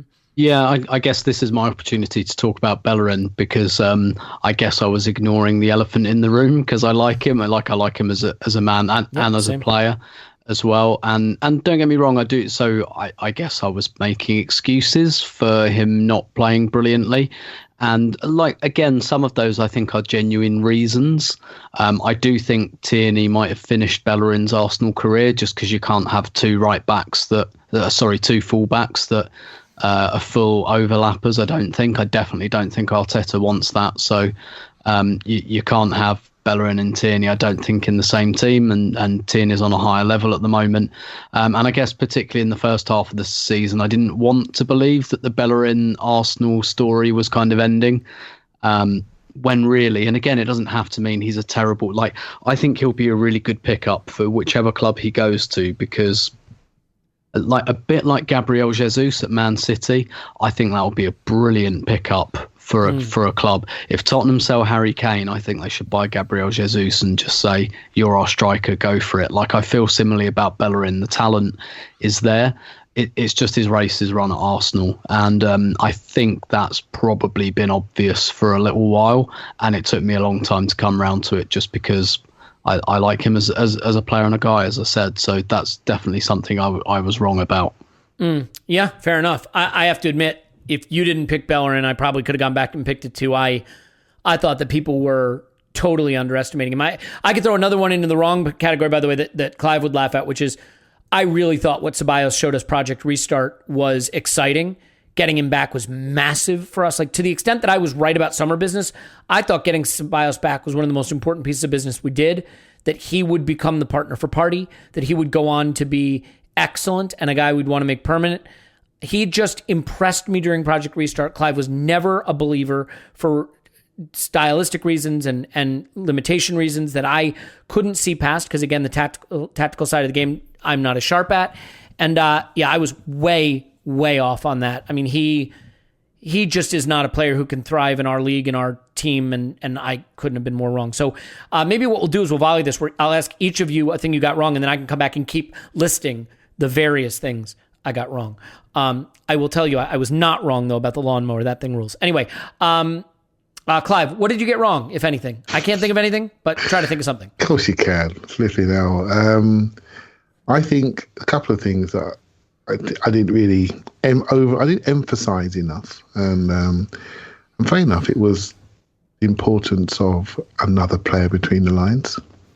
I have a different way of thinking about that position, and you guys were kept saying we need another player between the lines, another player between the lines. I'm thinking, oh mate, we need to sort out our right back. It's about emphasis. I mean, that's what our right centre half.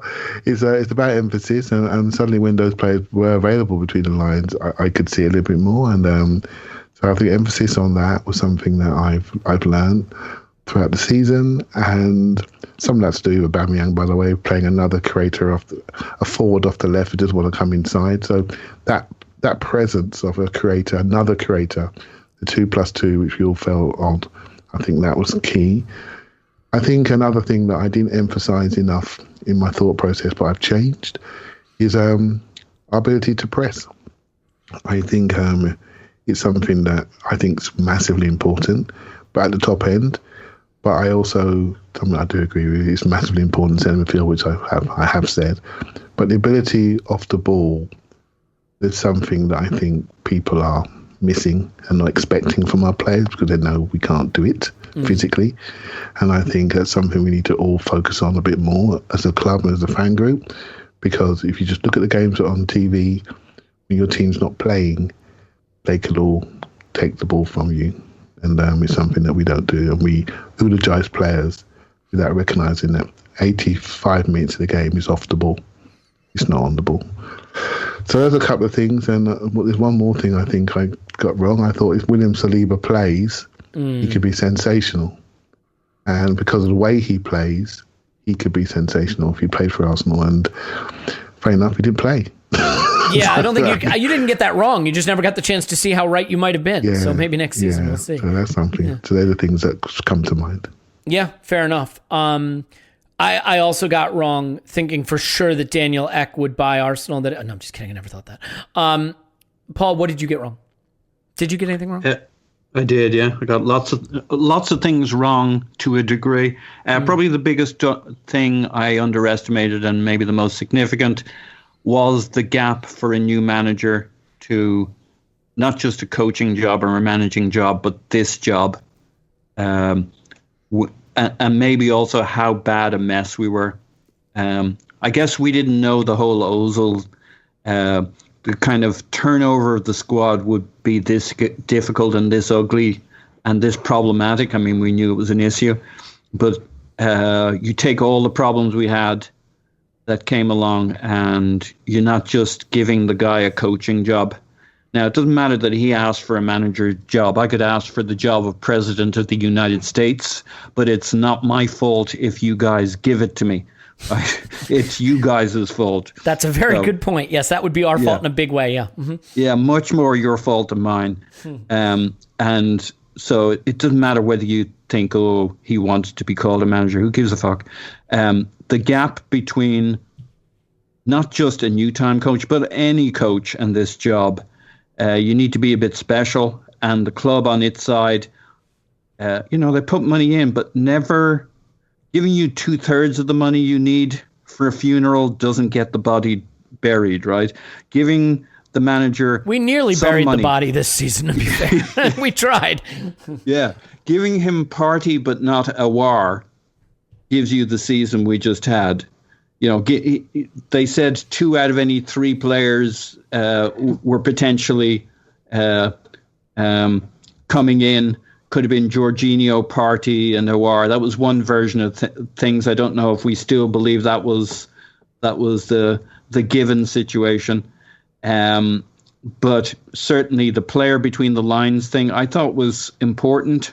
That was another. I'm with Clive on that one. I thought that was significant, but I didn't realize how badly we would hurt.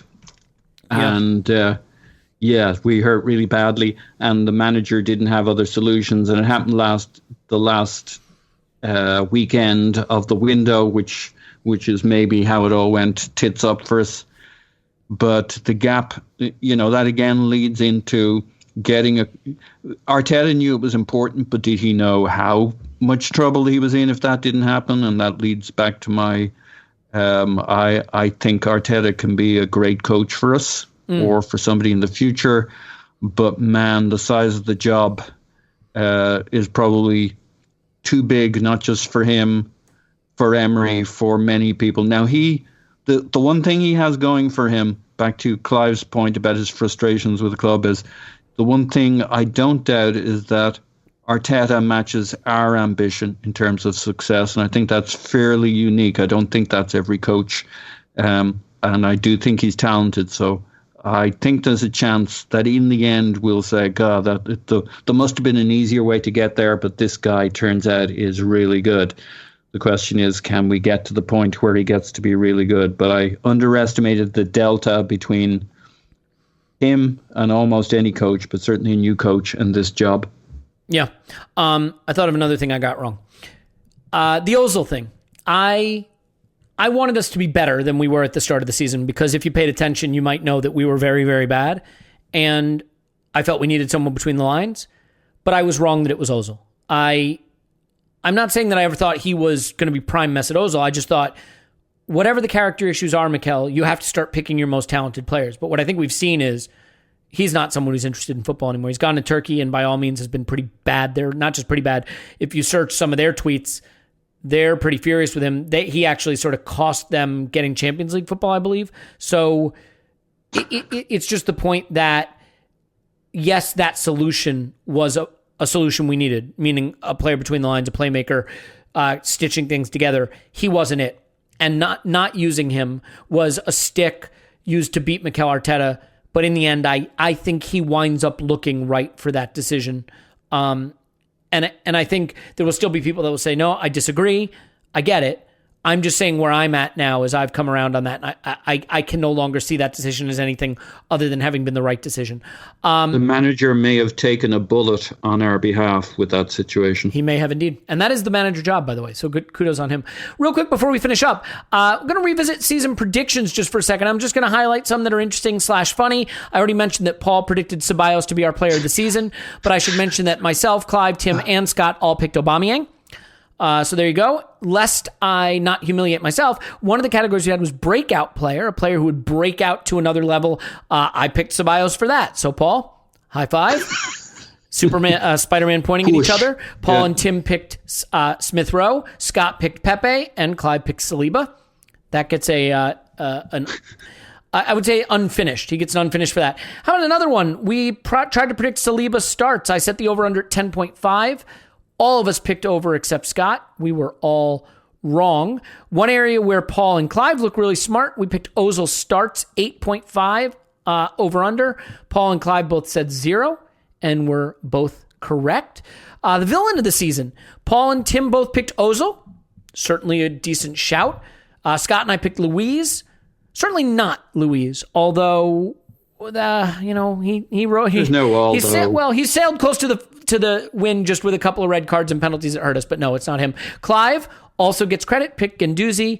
Guendouzi certainly didn't wind up looking great, did he? Let's pour one out for the Willian goals. 8.5 was the over-under. I said 6. Scott said 5. Tim, Clive, Paul, you all went over. Paul and Clive, I apologize. Under with 8, and Tim went over with 9. We were all wrong. He had 1, but boy, was it 1. Wasn't it? No? Assists. No, it was a critical moment in the season. Yeah, he really did step up when it mattered. We all went over on 20.5 AMN starts. Ainsley Maitland-Niles did not make 20.5. starts, nor did he make over 20.5 starts for unless you count the West Brom ones. Yeah, I was going to say. Hey, touche. Yeah, Touche. Well done, Tim. Touche. So yeah, just a couple of fun things there. We did pick league points. I picked 63. Paul picked 63. Clive picked 68. Tim picked 68. And Scott picked 60. We actually beat that, 61. So when thinking about the letter grade, worth pointing out that we were within 2 points of what Paul and I predicted. We beat Scott's prediction. We didn't make it to Clive and Tim's, although 68 would have been a good total to finish with. I think one last thing from the season predictions that will really highlight what we need to fix. League goals. I said 68. Paul said 66. Clive said 66. Tim said 66. Scott said 64. I think we were at like 50, 58 or something like that. Moral of the story is goals are an area we need to improve. So that was just a little look back on the preseason predictions. Let's finish off with just a couple of super quick ones. Tim, What is the biggest lesson you learned this season? The biggest lesson I think I learned this season is too many managers under index shots on goal as a thing that's important. Both of our most recent managers have done that.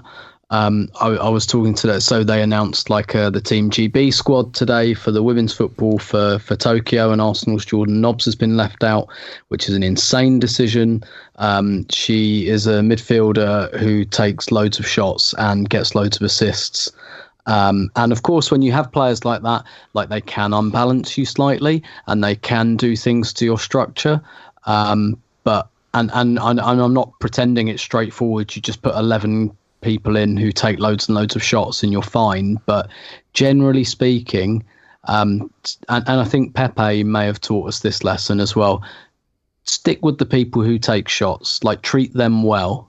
Even if you don't want to play them every single minute of every single game and you think, oh, actually, we've got a big game here, so maybe I'll leave them for the last half an hour. Look after the players that either take shots or help you to take shots. I think that's the big lesson I've learned this season, and something I feel I'm going big on. And particularly ahead of next season, when I think of players like Martinelli and Pepe and how we get more minutes into them. Yeah, I'm going to just say what I learned because it piggybacks off you, which is, and I say I learned it, but maybe I knew it to some extent, but just you cannot get where you want to go being a team that emphasizes attack and defense and solidity. You just can't. You can't get there. And I think that it's something Mikel Arteta has maybe started to learn and will need to learn even more because, if you look at this season, how this season finished, Liverpool, my goodness, 45.4 expected goals against. They were worse defensively than we were. They finished third. Why? Because they had almost 20 more expected goals for, 72.6. Only City at 73.3 were better. Now, they underperformed it slightly, but they scored 68 goals. We scored 55, okay? We only conceded 39 goals. It's got to be more shots. It's got to be more expected goals. It's got to be more goals. The way you get up the table is real simple. You score goals. And if you look at the top 4 XG teams this season, they're City, Liverpool, Chelsea, United. In other words, they are the top 4 teams in the league. Not in the exact order, but not far off it. So, yeah, we're going to have to be a better attacking team. And we're going to have to not just, it is easy sometimes when we watch games, we're like, oh, we're building it beautifully, or we're in good positions. And then we have this debate like, oh, but those good positions didn't result in shots. But that's part of it. And the tube of the toothpaste thing, I know, Paul, it's on the tip of your tongue. But and that's another one for the bingo card, drink. But it doesn't matter if you don't shoot at goal. You have to get shots from good locations, and if you do that, you win more games, you get 3 points more often, and you go on and you finish in the top 4, and you go on, you challenge for league titles. So the thing I learned is the thing I think we sort of knew, but now it's just supercharged. Build your team to be good at attacking, and the rest will work out. So that's it for me. Clive, what did you learn this season? I sort of spoke about the emphasis on pressing. I will say on the attacking thing, I don't think people look at it correctly. If I'm honest, I think you have to realise what causes the shots and where you play is really important. I think the toothpaste, the importance of It starts at the back line, I'm afraid. It starts where you play. I bet if you look at those passes in our last third near our goal, I bet we're top of the table in that. You got to start by curling the bottom of the tube real tight. Yeah, it's about territory. It's about territory. not having any. Territory will provide people with more. It will provoke proactive movement, and then Tim will get his shots. It's as simple as that. When you're playing too far away from your goal, forwards don't move, and your forwards become non-runners. And I think that's a big thing why Aubameyang's been so passive. But when you push up, and Sunday was a great example. I mean, Tim Hughes in the ground, how front-footed we were with the crowd. We played in their half. We pushed them back. We got chances, crosses, events around the goal. It's the big thing for me. If you sort out the back door so we feel comfortable pushing up, we'll get everything we want going forward. And so I'm going to re-emphasize that again. It all starts from your centre backs where you play. I love it. And then we've got talent up front. We've got talent, but they're too disconnected. I love it. You know what, Clive, I couldn't agree more. Paul, I'll let you back in a second, but I was just going to say, like, if you think about it, if your center backs are standing on the halfway line, your central midfielders are on the edge of the final third, your 10 is on the D, and your forwards are in the box. That creates goals, that stitches it together, that gets you your shots. If your center backs are on the edge of your defensive third and your central midfielders are on the halfway line and your number 10 is the edge of the final third, too much distance, too many 20-yard passes that need to be made to push it up the pitch. So what do? You go out wide, you give it to a fullback, he's pressed up against the touchline. We all know how that works. The horseshoe of death, going back to your center backs and back to your fullbacks. So Clive, I couldn't agree more, but it means playing more high-wire football. And to me, it means use Gabriel and Saliba next season, guys who can run, guys who feel comfortable striding out.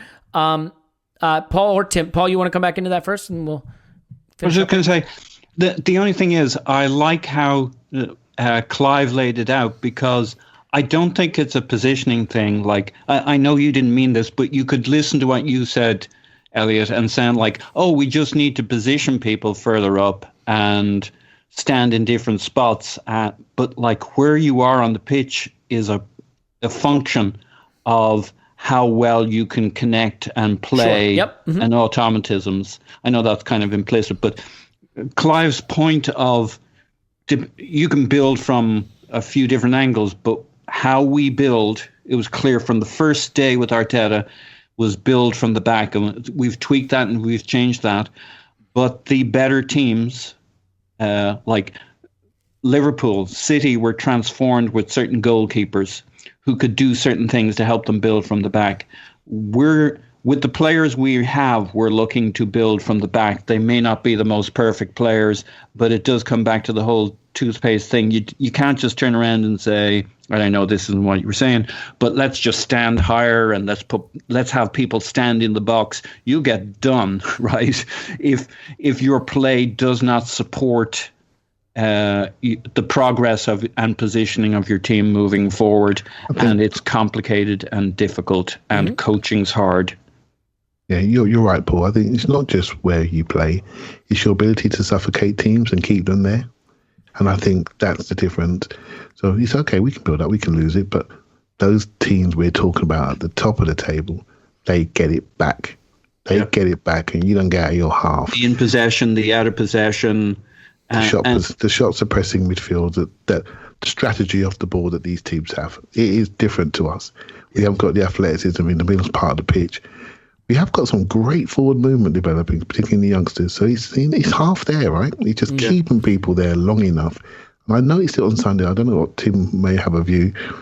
I felt we kept them in their half. We were really front-footed and aggressive and tackly and moved the ball quickly into spaces. I really enjoyed that last game. And I think the crowd has an impact. I wish I was there to really get the feeling. But this is one of the most important things about football, and it's one of the reasons watching football on TV sucks.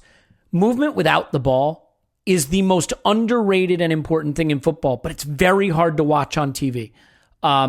It's how someone like Aubameyang becomes a European top striker. It's how Mesut Ozil built his career. Movement without the ball is absolutely critical. Hard to watch on a screen when they're only showing you part of the field of vision. Tim, certainly expand on any of that as you want, or give us your thing you learned, or both. I gave you the thing I learned. Oh, right. So never mind. And I built on it. So good for me. But I definitely want to expand on that and being in the stadium. So read my column. It's out now because one of the things I put in it was about what I think the priorities should be for next season, based on the players we already have. And the first one I put was about appointing generals for this team. So give that defence to Gabriel. You bought, like, this is Arteta's player. You bought him. You bought that centre back. Give that defence to him. Make him feel like. And don't get me wrong. I'm not saying that like Arteta hasn't done that well enough, because that does take time. But definitely one of the things I felt being in the stadium on Sunday was, oh wow, like Gabriel is a player who'll step out and he'll engage, and Partey is that player as well. And you start doing that, and you start doing that within the spine of your team.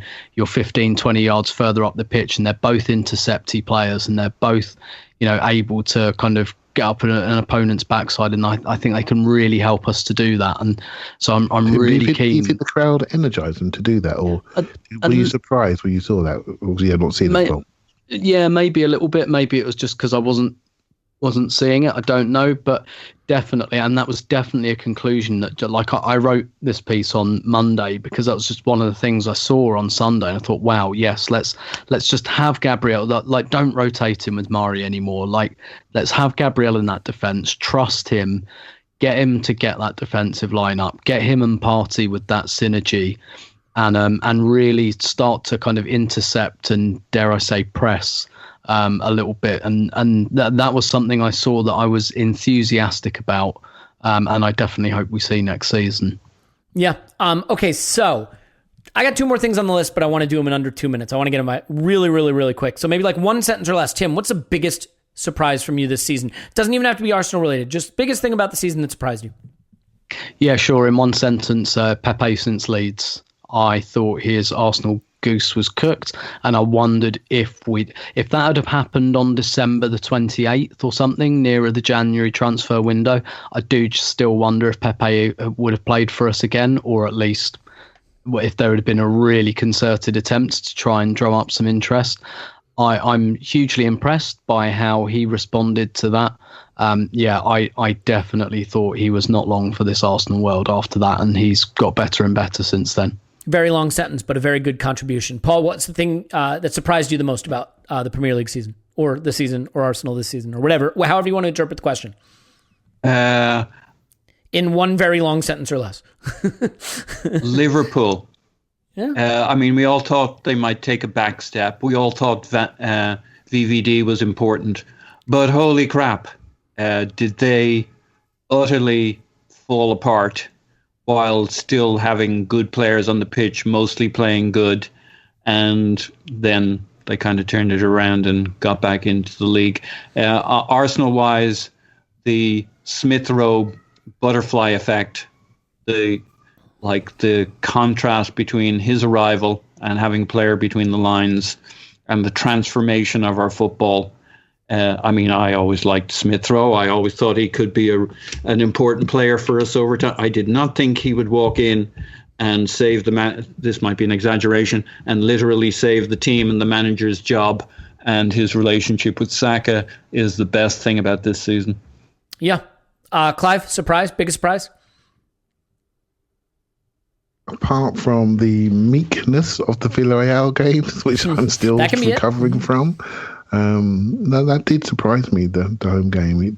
I just couldn't believe the lack of courage in that game, actually. And I think, again, I go back to the crowd factor. I just don't think that happens with 60,000 in the stadium. No chance. They do not get out of there. And I think, I'll go on to my surprise for you. I think the surprise for me is the football has been different. I think we'll look back at this year and we'll think of it as a development year. I think when you're playing football in empty stadiums, it's a coach's game. You hear the coaches, you see the coaches. All you see is a coach's game. It's a practice game. These players have pushed themselves to the elite level of the game. As you get to the elite level, one thing changes: money and size of crowds. You take away the size of crowds, I think you lose certain people from the show. I think number one thing for me is don't be too conclusive this season. because it's not been a normal season. Hold your conclusive thoughts till next season. It's not been a normal year for any of us in our lives. No, I've been going to London for 35 years, working in the city. I've not been in the train since March the 12th last year. Never thought that would happen. Weird. I mean, to be fair, your point might be the biggest surprise might just be that they got a whole Premier League season in. I don't think that was ever a guarantee, you know? So I know we love our game. We absolutely love it and we analyse it. But, you know, we're reading things today about abuse to players and things like that. Man, come on, hold your thoughts. This has not been a normal time for anybody. And you can't expect everyone to be optimal. So that's been my thing for the season. My biggest surprise is the way the Super League died so quickly. Just that whole Super League. I really believed that if this many billionaires and this many big clubs were willing to announce something that seismic with not Goldman Sachs, Chase, thank you. With a bank on the line and contracts signed, that we were in for a seismic shift in football. And I was scared for what it would mean and also convinced it was going to happen because it's also the kind of thing we felt was coming towards football. The fact that it collapsed so spectacularly, so quickly, so meekly is absolutely stunning to me. And a reminder, never assume just because someone has a certain job, certain profile, a certain amount of money, that they know about what they're doing at all. There are a lot of charlatans and dilettantes and frauds, he says, staring into a mirror, in positions of authority, and they get things wrong. Thankfully, the combination of the fans and the government and UEFA and FIFA, who I'm reluctant to lump into that, the reaction was strong enough to get it killed. But I don't think we've heard the last of it. But yeah, I think that is shocking, stunning. The announcement itself was stunning, and the collapse of it even more surprising. I think one other surprise you could lump in is just the patience of Arsenal fans. I think Arsenal fans deserve a little credit. Constantly lamented as the worst. Oh, we're the worst fan. Look, if you want to get blocked, I don't block anybody on Twitter. Let me tell you what, and you've already blocked me, so it doesn't matter. You know what will get me blocking people on Twitter? When you come at me and say, Arsenal have the worst fans. Arsenal are the worst. Yada, yada. No, we're not. There are bad fans at all clubs. All clubs complain. But, hey, we finished 8th and got knocked out meekly in the Europa League pretty badly. And by and large, people are taking it in stride by our standards. I think that's pretty surprising. Clive's on Twitter, Clive PFC. Thanks, Clive. He may already be gone. Thank you very much. Oh, there he goes. All right, love you, bud.